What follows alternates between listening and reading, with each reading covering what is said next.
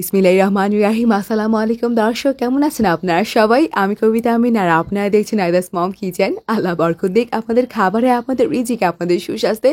আলহামদুলিল্লাহ, বেক করার জন্য এখন থেকে ওভেন লাগবে না, এত সুন্দর কালার আসবে। ইলেকট্রিক বিটার লাগবে না তুলতুলে করার জন্য। বাইরের কোনো উপকরণ লাগবে না, আপনি ঘরোয়া উপকরণ দিয়ে রেডি করতে পারবেন কেক। আর ভালো কথা, মেজারমেন্ট কাপও লাগবে না। চায়ের কাপে মেপে কিন্তু পারফেক্ট মেজারমেন্ট আপনি কেকের বেলায় করতে পারবেন। এইরকমই একটা তুলতুলে ভ্যানিলা কেক শেয়ার করেছি। আলহামদুলিল্লাহ, নরম তুলতুলে হবে আর বেকারি থেকে স্বাদে গুণে অনেক বেশি ভালো হবে।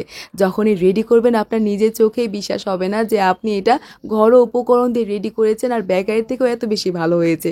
চলুন দেখে নিই আমরা কত সহজে এই তুলতুলে ভ্যানিলা কেকটা রেডি করলাম। তেমন কোনো আহামরি উপকরণ হবে না। আলহামদুলিল্লাহ, রেসিপিটা দেখে মজা পাবেন। প্রথম স্টেপে আমরা টিনটাকে লাইন করে নেব। এখানে অয়েল গ্রিস করে নিচ্ছি সসপ্যানের ভেতরে, হাত দিয়ে করে নিচ্ছি। আর আমার মতন যাদের কিনা বেকিং পেপার নাই, এইরকম লেখালেখির কাগজ সাইড থেকে সুন্দর করে দিয়ে দিবেন, পাশাপাশি নিচ থেকেও দিয়ে দিবেন। বেকিং পেপার না থাকলে এই কাজটা করা যাবে। এতে করে টিন থেকে সহজে কেকটা কিন্তু ডিমোল্ড হয়ে যাবে। পাশাপাশি কেকটা চাওয়া সাইড থেকে অতিরিক্ত কালারও আসবে না। টিনটাকে একটা সাইডে রেখে দিচ্ছি। এই সাইড থেকে দ্বিতীয় স্টেপে আমরা শুকনো উপকরণ চালনিতে চেলে নেব। চায়ের কাপ নিয়েছি, রেগুলার চায়ের কাপ। এই চায়ের কাপে মেপে প্যাকেটের আমি ময়দা দিয়ে দিচ্ছি একদম একদম লেবেল করে, এইরকম 3 কাপ। খেয়াল করুন, একদম চেপে চেপে নিচ্ছি না, লেবেল করে একদম 3 কাপ ময়দা নিয়ে নিলাম। 1 চামচ এই পর্যায়ে বেকিং সোডা দিয়ে দিলাম। আর সাথে বেকিং পাউডার 2 চামচ এখানে অ্যাড করে দিচ্ছি। চায়ের চামচে কিন্তু ব্যবহার করলাম। সামান্য একটু 1/4 টিস্পুনের মতো লবণ অ্যাড করছি মিষ্টি একটা পারফেক্ট ব্যালেন্সের জন্য। এখন আমরা চেলে নেব। এইভাবে চেলে নিলে ময়দা কিংবা আপনার আটার ভেতরে বাতাস শামিল হবে, কেকটা ফ্লাফি হবে, খুব দ্রুত মেশানো যাবে আর ভেতরে কিন্তু লামসই পড়বে না।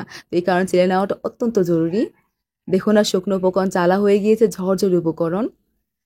চলেন এই সাইড থেকে লিকুইড ইনগ্রেডিয়েন্টস আমরা একসাথে করে নিই। 1.25 কাপ দেখুন রান্নার তেল নিয়েছি, এই তেলটা অ্যাড করে দিলাম। কোনো প্রকার ফ্লেভারফুল তেল কিন্তু কেকের ক্ষেত্রে ব্যবহার করা যাবে না। ওই কাপে মেপেই দেখুন 1 কাপ এখানে দুধ নিয়েছি, এই দুধটা অ্যাড করে দিলাম। চেষ্টা করবেন কেকের ক্ষেত্রে একটুখানি ঘন দুধ নেওয়ার, কেকের টেস্টটা অনেক ভালো আসে। 1 চামচ এই পর্যায়ে ভ্যানিলা এসেন্স অ্যাড করে দিচ্ছি, ভালো একটা ফ্লেভার আসবে যেহেতু ভ্যানিলা কেক রেডি করছি আমরা। এখন আমরা মিশিয়ে নিচ্ছি। মেশানো এই লিকুইড উপকরণগুলো একটা সাইডে রেখে আমরা এখন বাকি প্রসেসটা একে একে দেখে নিই। চলেন এখন সব কিছু একসাথে করে নিই। বিসমিল্লাহির রহমানির রহিম। সুন্দর একটা মিক্সিং বোলের ভেতরে 4টা ডিম দিয়ে দিচ্ছি রুমের স্বাভাবিক তাপমাত্রার। এখানে প্রথমে 1 কাপ আর এই তো পরে আধা কাপ চিনি অ্যাড করে দিলাম, মোট 1.5 কাপ চিনি। এখানে কিন্তু একদম পারফেক্ট মিষ্টি আসে। হ্যান্ড উইক্স দিয়ে চিনি আর ডিমটাকে ততক্ষণ পর্যন্ত ফেটিয়ে নেব যতক্ষণ পর্যন্ত না একটা ক্রিমি টেক্সচার চলে আসে, চিনিটা যাতে একদম গলে যায়। একটুখানি সময় নিয়ে হ্যান্ড উইক্স দিয়ে ঘোরাতে ঘোরাতেই দেখবেন এইরকম একটা ক্রিমি টেক্সচার চলে এসেছে। ডিমের কালার একদম লাইটি হয়ে গিয়েছে আর চিনিতে একেবারেই গলে গিয়েছে। এই পর্যায়ে আমাদের রেখে দেওয়ার লিকুইড উপকরণ দিয়ে দেবো আলহামদুলিল্লাহ। হ্যান্ড হুইক্স দিয়ে এখন 30 সেকেন্ডের মতন জাস্ট একটু ঘুরিয়ে নিচ্ছি। আর এরপরে আমাদের শুকনো উপকরণ দিয়ে দেব। অবশ্যই শুকনো উপকরণ একবার না দিয়ে আপনার অল্প অল্প করে দিয়ে মেশাবেন। আরেকটা গুরুত্বপূর্ণ কথা, ডিমের সাইজ ময়দার ধরনের উপর আপনার দুধ নির্ভর করে। আমার তো এখানে 1 কাপ দুধেই হয়ে গিয়েছে। মেশানোর সময় যদি মনে করেন আপনার আরও কিছুটা দুধ প্রয়োজন তাহলে দিয়ে নেবেন। এইখানকার ব্যাটারের কনসিস্টেন্সিটা একদম রাবারি হতে হবে। আপনাদের দেখাচ্ছি রাবারিটা কি। দেখুন, ছেয়ে ছেয়ে দিচ্ছে না, যেই ব্যাটারটা একদমও পাতলা হবে না আবার একেবারেও ঘন হবে না। ব্যাটার রেডি করে আর দেরি করার সময় নাই। টিন এই কারণে আমি আগে থেকে রেডি করে নিয়েছিলাম। আলহামদুলিল্লাহ, টিনের ভেতরে ব্যাটারটা দিয়ে দিচ্ছি।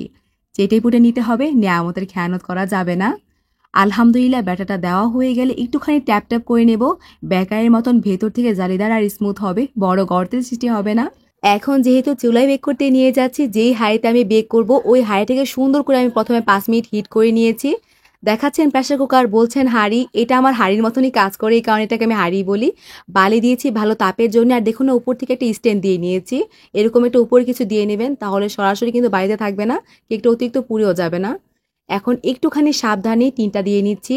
নতুন যারা কাঁচা ঢাকনা ব্যবহার করুন, ওপর থেকে কালার না আসলেও কেক খেয়ে বলবেন আলহামদুলিল্লাহ। আর যারা ওভেনের মতন কালার চাচ্ছেন, এরকম সিলভারের ঢাকনা দিয়ে দিবেন। 1 ঘন্টার জন্য লো আঁচে বেক করেছি। এই সময়ের ভিতরে পারফেক্ট হয়েছে আলহামদুলিল্লাহ।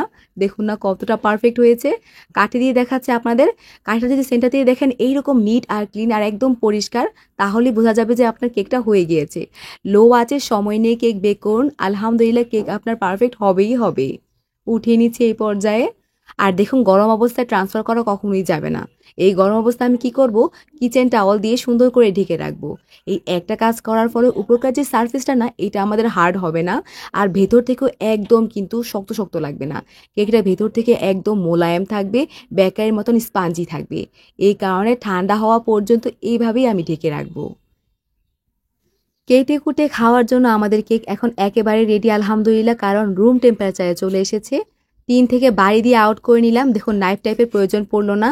আর পেপারটা এই পর্যায়ে সরিয়ে দেখাচ্ছি, সাইড থেকে এবং নিচ থেকেও কিন্তু সুন্দর কালারে এসেছে।